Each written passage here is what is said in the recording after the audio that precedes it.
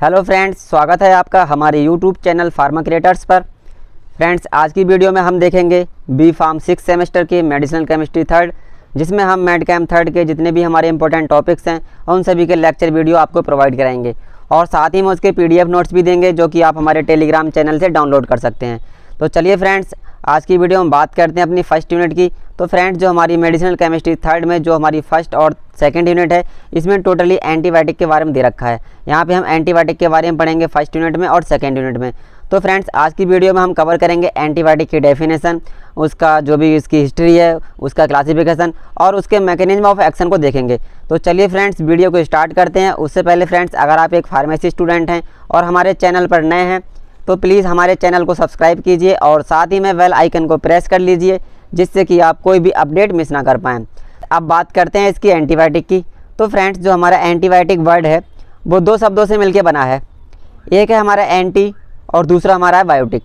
Anti का मतलब तो आप जानते ही हैं, एंटी का मतलब किसी के अगेंस्ट में काम करना, उसको अपोज करना, एक तरह से बोलें तो उसे रोकना।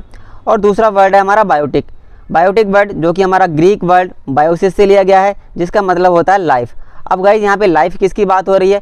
लाइफ की बात हो रही है यहाँ पे माइक्रोब्स की। मेनली यहाँ पे माइक्रोब्स की बात हमारी हो रही है बैक्टीरिया की।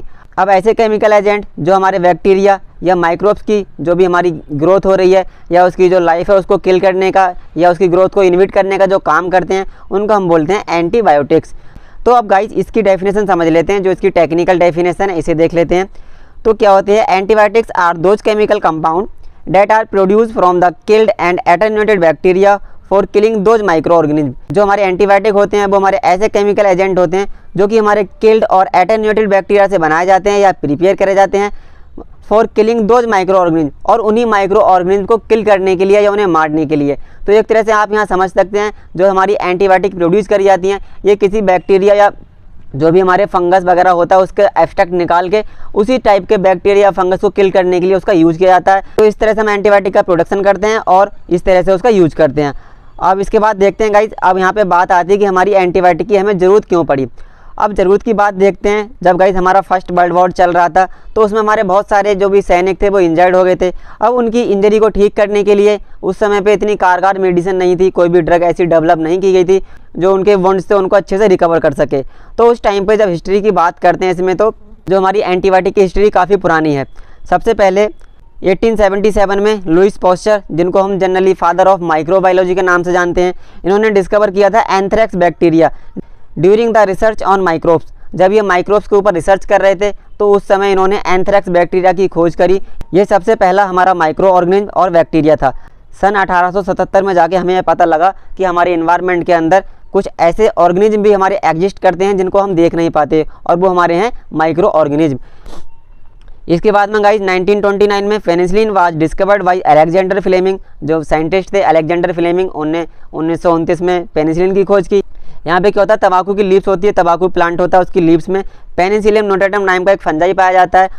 वहाँ से इन्होंने पेनिसिलिन को एक्सट्रैक्ट किया। अब फ्रेंड्स देख लेते हैं, जो हमारी पेनिसिलिन है इसका नाम पेनिसिलिन कहाँ से पड़ा? क्योंकि जो हमारा फंजाई होता है, फंजाई पेनिसिलियम नोटाटम जो फंजाई है, इसकी फैमिली होती है पेनिसिलियम क्राइसोजेनम। तो उसके नाम पे, इसकी फैमिली के नाम पे हमने इसका जो ड्रग हमारी निकल के आई, जो हमारी मेडिसिन बनी, उसको हमने पेनिसिलिन नाम दे दिया। इसके बाद में गाइज क्या हुआ देख लेते हैं, आगे की हिस्ट्री क्या है इसकी। फिर है 1943 में drug company started production of penicillin. अब जितनी भी हमारी ड्रग कंपनी थी उन्होंने जो हमारी पेनिसिलिन डिस्कवर की थी अलेक्जेंडर फ्लेमिंग ने, उन्होंने पेनिसिलिन की क्या कर दी, प्रोडक्शन स्टार्ट कर दी। अब इसके बाद में हमारी दूसरी एंटीबायोटिक है सिफलोस्पिरिन। इसको सिंथेसाइज किया गया बाय द ऑक्सफोर्ड यूनिवर्सिटी। अब इस तरह से इसी क्रम में हमारी नई नई एंटीबायोटिक रिसर्च की गई, खोजी गई, और मतलब एक तरह से क्या हुआ, जो हमारी पेनिसिलिन थी वो लेस पोटेंट थी। अब हमें कम अमाउंट में अच्छा इफेक्ट लेने के लिए हमने मोर पोटेंट, मतलब अच्छी से अच्छी ड्रग को हमने खोजना शुरू कर दिया, और ऐसे ही क्रम में हमारी नई नई एंटीबायोटिक्स खोजी जा रही हैं। इसके बाद में बात करते हैं गाइस, नेक्स्ट हमारा आता है कैरेक्टरिस्टिक्स ऑफ एंटीबायोटिक। अब जो हमारी एंटीबायोटिक्स हैं उनका क्या कैरेक्टरिस्टिक्स होना चाहिए, क्या उनकी प्रॉपर्टी होनी चाहिए, उसे देख लेते हैं।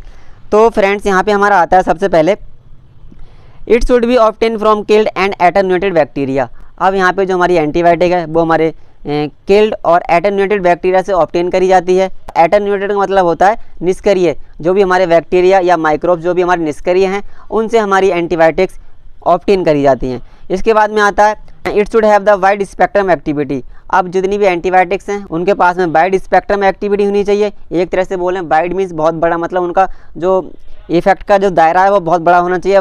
हर तरह के डिजीज़ को, हर तरह के माइक्रो ऑर्गेनिज्म को किल करने के लिए वो यूज होनी चाहिए। इसके बाद में हमारा highly effective at low concentration means highly effective होनी चाहिए, मोर पोटेंट होनी चाहिए, जिससे कि क्या हो वो कम अमाउंट में अच्छा अपना इफेक्ट दे सके। इसके बाद में आता है not effect the good bacteria. अब फ्रेंड हमारे पास में दो तरह के बैक्टीरिया होते हैं, एक हमारे होते हैं गुड बैक्टीरिया और दूसरे हमारे होते हैं बैड बैक्टीरिया। एक गुड होते हैं और दूसरे हमारे होते हैं बैड बैक्टीरिया। ये हमारे दोनों तरह के बैक्टीरिया होते हैं। अब इसमें क्या होता है, जो हमारे गुड बैक्टीरिया होते हैं वो हमारी सेहत के लिए काफ़ी फ़ायदेमंद होते हैं और दूसरे हमारे आते हैं बैड बैक्टीरिया। ये बैड बैक्टीरिया हमारी बॉडी के अंदर कहीं बाहर से एंटर कर जाते हैं और हमारी बॉडी के अंदर डिफरेंट टाइप की जितनी भी डिजीज़ होती हैं उन्हें कॉज कराते हैं। तो ये तो हमारे बॉडी के लिए काफ़ी बैड होते हैं, इसलिए हम इसको बोलते हैं बैड बैक्टीरिया।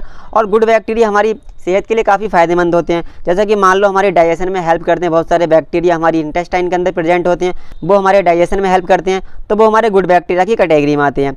अब जितने भी बैड बैक्टीरिया हैं, अब इनको किल करे हमारी एंटीबायोटिक, हमारे जो गुड बैक्टीरिया उन्हें इफेक्ट ना करे, तो ये हमारी प्रॉपर्टी होनी चाहिए, ये कैरेक्टरिस्टिक्स होना चाहिए हमारी एंटीबायोटिक का। इसके बाद में फ्रेंड देखते हैं कि chemically stable and able to reach site of action means जो हमारी एंटीबायोटिक है केमिकली स्टेबल होनी चाहिए and able to reach site of action. जब हमने ड्रग अपनी बॉडी के अंदर ली, मेडिसिन ली हमने बॉडी के अंदर, तो वो अपने साइट ऑफ एक्शन पे मतलब बिना डिग्रेड हुए पहुंच जाए। ऐसा नहीं कि बीच में डिग्रेडेड हो जाए और उसका जो प्रॉपर्टी वो अपनी खो दे। तो साइट ऑफ एक्शन पे पहुंचने के वक्त हमारी जो ड्रग है, हमारी मेडिसिन है, वो डिग्रेडेड ना हो। तो इसके बाद में गाइस बात करते हैं, नेक्स्ट हमारा आता क्लासिफिकेशन ऑफ एंटीबायोटिक। गाइस इसका जो एंटीबायोटिक है इसका क्लासिफिकेशन काफ़ी इंपॉर्टेंट है, आप इसको अच्छे से देख लें, ये हमारा हर बार एग्जाम में पूछा ही जाता है।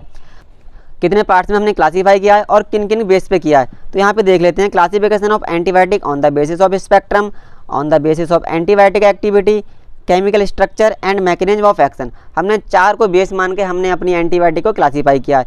अब देख लेते हैं बारी बारी से, इनके भी सब क्लास हैं बहुत सारी, इन सबको अच्छे से देख लेते हैं। तो चलिए फ्रेंड्स, यहाँ पे हमारा फर्स्ट पार्ट है classification of antibiotic on the basis of spectrum activity.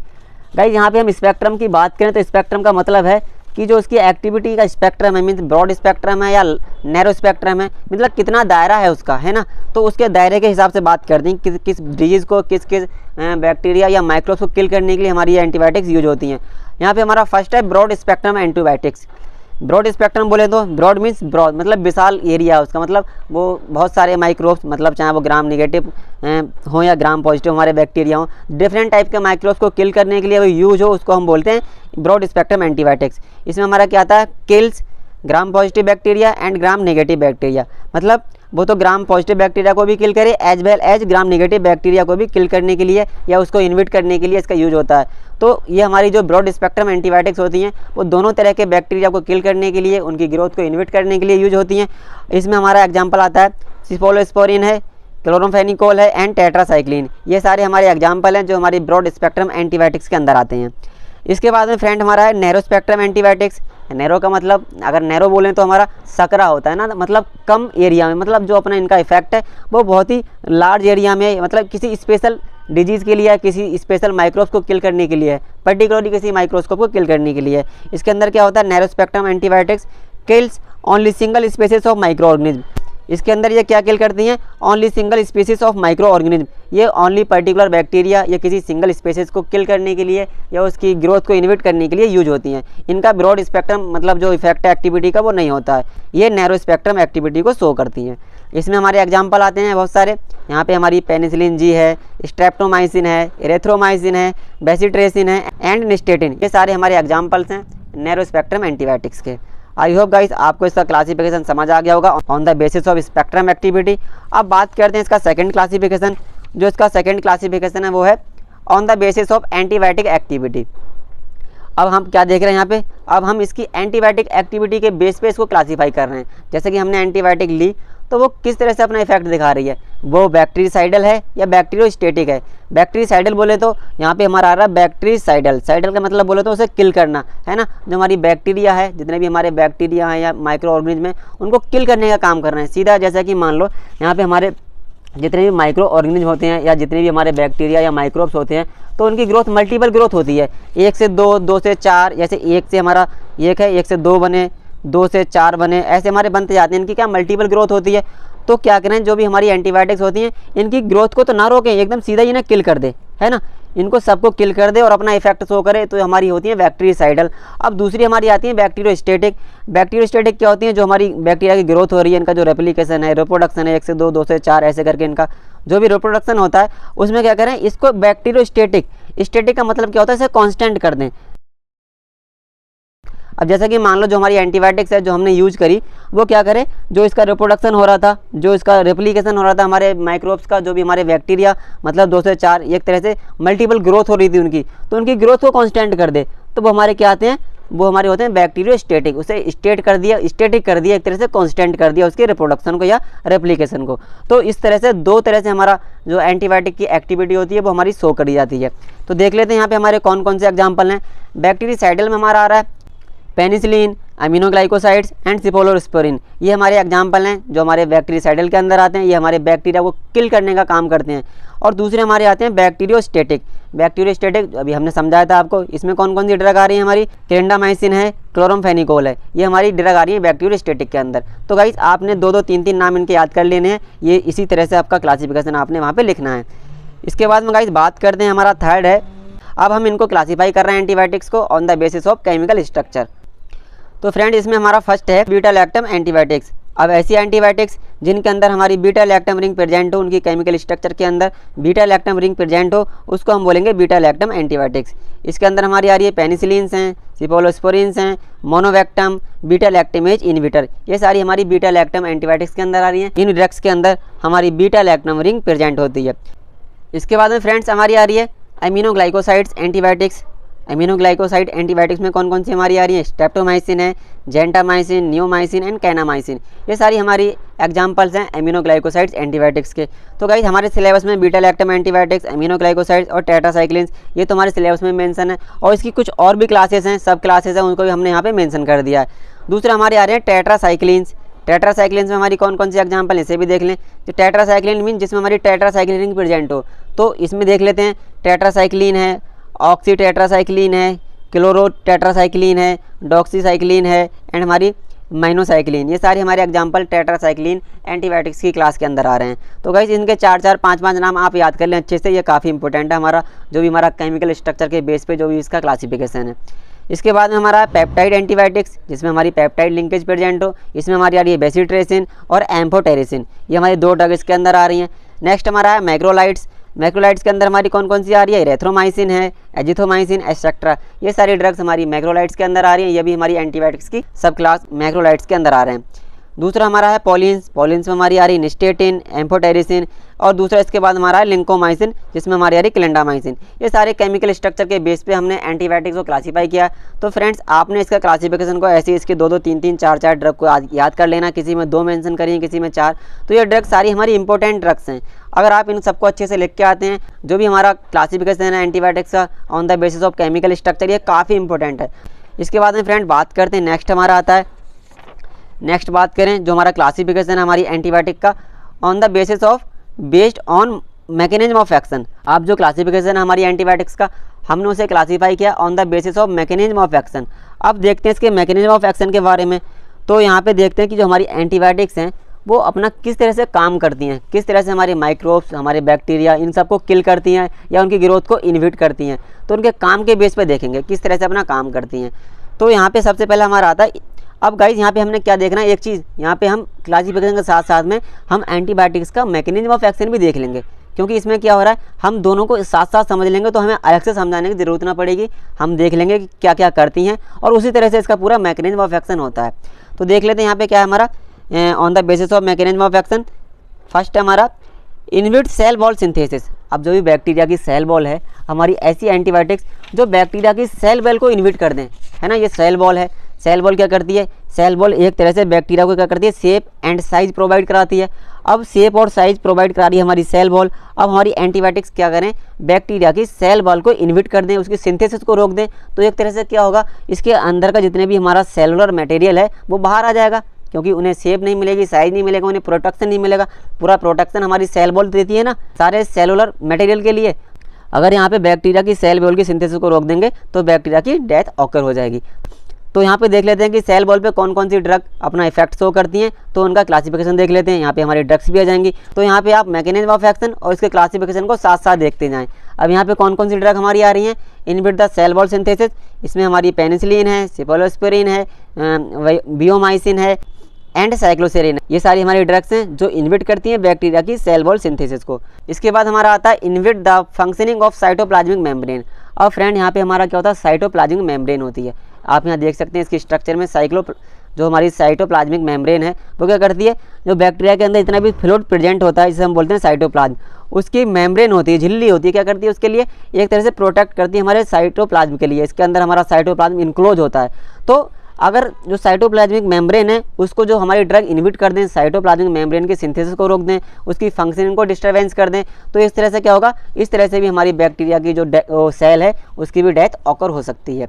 ये सारी ड्रग्स हमारे क्या कर रहे हैं, जो साइटोप्लाज्मिक मेम्ब्रेन है, जो भी साइटोप्लाज्मिक मेम्ब्रेन है उसकी फंक्शनिंग को इनहिबिट कर रहे हैं। तो इसके अंदर हमारी nystatin, amphotericin B and polymyxin आ रही हैं। ये सारी ड्रग्स हमारी इसके अंदर आ रही हैं। इसके बाद में गाइस बात करते हैं, नेक्स्ट हमारा है इनहिबिट द प्रोटीन सिंथेसिस। अब इसके अंदर जो भी प्रोटीन है, बैक्टीरिया सेल के अंदर हर किसी सेल के अंदर प्रोटीन होता है, तो जो प्रोटीन की सिंथेसिस होती है वो उसकी प्रोटीन की सिंथेसिस को रोक दें। अब प्रोटीन बनेगा नहीं उसके अंदर, तो जो सेल का जो भी फंक्शनिंग है वो अच्छे से होगी नहीं बैक्टीरिया सेल की, तो उससे भी हमारी बैक्टीरिया की सेल की डेथ हो सकती है। इसमें हमारा आ रहा है टेट्रासाइक्लिन, क्लोरोम्फेनिकोल एंड टिंडामाइसिन। ये सारी ड्रग्स हमारी जो इनहिबिट करती हैं प्रोटीन सिंथेसिस के लिए। इसके बाद हमारा आ रहा है drug that inhibit the biosynthesis of nucleic acid. जो हमारी बैक्टीरियल सेल है उस बैक्टीरियल सेल के अंदर बहुत सारे न्यूक्लिक एसिड की फॉर्मेशन होती है, जैसे कि हमारा डीएनए हो गया, है ना। अब जो इसके अंदर डीएनए बनना है उसकी डीएनए की सिंथेसिस की जो भी हमारी बायोसिंथेसिस हो रही है उसको रोक दें। ऐसी ड्रग्स हमारी जो डीएनए की बायोसिंथेसिस को रोक दें, तो क्या होगा, इसके अंदर जो भी डीएनए बनना है उसके अंदर जो भी इनकी इन्फॉर्मेशन होती है जो वन जनरेशन से दूसरी जनरेशन के लिए ट्रांसफर हो रही है, उनका जो जनरेशन ट्रांसफॉर्मेशन है इन्फॉर्मेशन का वो नहीं हो पाएगा। तो इसकी वजह से क्या होगा, इसकी वजह से भी हमारी बैक्टीरियल सेल की डेथ ऑकर हो सकती है। ये सारा हमारा मैकेनिज्म ऑफ एक्शन था, जो कि किस तरह से हमारी जो ड्रग हैं वो बायोसिंथेसिस रोकती हैं न्यूक्लिक एसिड का। अब यहाँ पे देख लेते हैं, यहाँ पे हमारी ड्रग्स आती हैं, कौन कौन सी ड्रग्स आ रही हैं। यहाँ पे हमारी हैं एक्टिनोमाइसिन, ग्राइसोफुल्विन है, रेफेमाइसिन है एंड माइटोमाइसिन। ये सारी ड्रग्स हमारी हैं जो हमारी आ रही हैं drug that inhibit the biosynthesis of nucleic acid. अब गाइस हमने साथ साथ में इसका मैकेनिज्म ऑफ एक्शन भी आपको यहीं पे समझा दिया। तो फ्रेंड्स आज की वीडियो में हमने क्या देखा, जो भी हमारा एंटीबायोटिक्स हैं उनका क्लासिफिकेशन उसका हमने देखा, जो भी उसकी हिस्ट्री है, हिस्ट्री क्या थी, उसकी मैकेनिज्म ऑफ एक्शन को भी देख लिया और उसकी डेफिनेशन को अच्छे से हमने समझ लिया। तो गाइस आज की वीडियो में हमने सारा कुछ जो भी हमारी फर्स्ट यूनिट से इंपॉर्टेंट था उसे देख लिया। इसके बाद में नेक्स्ट देखेंगे फर्स्ट यूनिट से हमारा कौन सा टॉपिक काफ़ी इंपॉर्टेंट है, उसी के ऊपर हम आपके लिए लेक्चर लेके आएंगे जो कि आपके एग्जाम पर्पज से काफ़ी इंपॉर्टेंट होने वाले हैं। तो चलिए फ्रेंड्स, अगर आपको हमारी वीडियो अच्छी लगी हो तो प्लीज़ वीडियो को लाइक कीजिए, शेयर कीजिए और हमारे चैनल को सब्सक्राइब कीजिए। Thank you and have a nice day.